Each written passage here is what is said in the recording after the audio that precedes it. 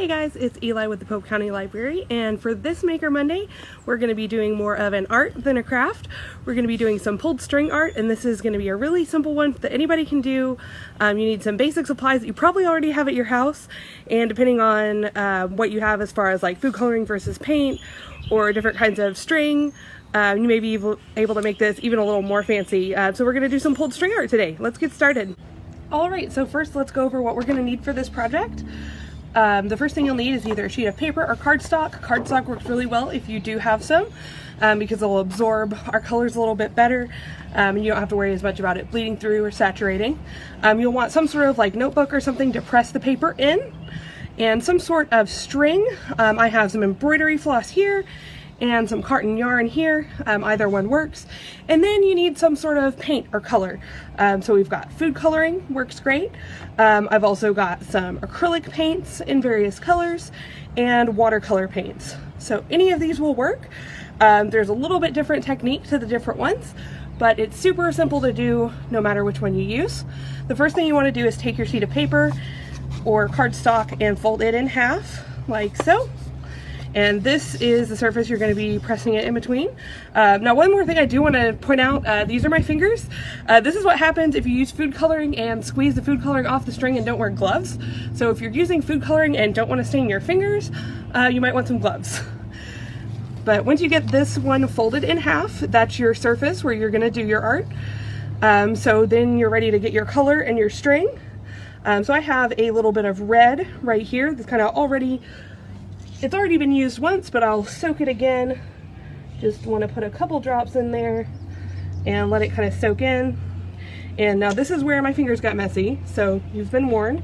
What you'll want to do with the food coloring to make sure it's evenly saturated, you'll pull it through your fingers to kind of squeeze off any of the excess. We'll make sure it's all evenly wet on your string. As you can see, lots of food coloring, so if you've got like a paper towel, definitely want to wipe your fingers off. And then you're just going to take your string and lay it on your paper, kind of let it curl around. You can do all kinds of designs, whatever you want to do, and let it hang off the edge. Then you're going to close your paper or cardstock. And as you can see, I've already got stuff from my fingers everywhere. Then you're going to take that and close the book and kind of hold it closed. Don't press too hard or it's going to make it hard to pull the string out. But if you just kind of slowly pull the string and pull it fast, it's going to kind of splatter. So slowly pull the string. And that was a long one, so it takes a little bit longer. And then once it's out, I'll just set it over here, try to keep it out of the other colors. Let's open up and see what we've got. Alright, so this is from that one with the food coloring. So what if you have some acrylic paints, want to use those instead? That is, of course, an option. And here in my palette on this side, I've got some acrylic paints. I added a little bit of water in with these to just make them a little bit softer. And I'll pull this one through to squeeze that extra water off. I've got some red on my fingers, so that may transfer a little. That's okay. I'm going to take this one and kind of squiggle it on the paper too. Let that tail hang off. Close it. And press the book. Pull your string slowly. And then what I do when I put it back in is I wrap it around my finger, kind of like that. See, the acrylics don't transfer like that food coloring does. But wrap that around my finger, and it's ready to go back in and soak up to be used again. And we're going to open this back up, and there's our second one.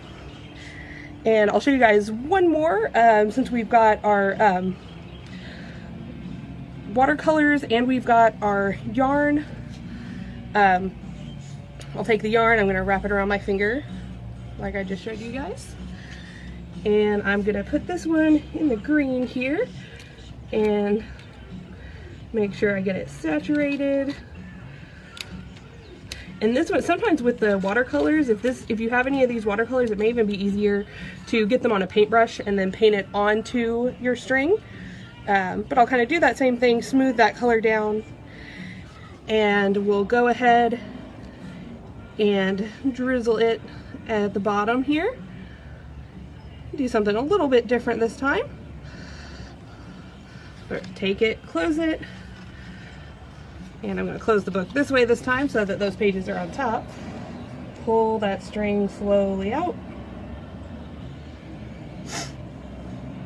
I'm going to set my string aside, and let's see what we've got.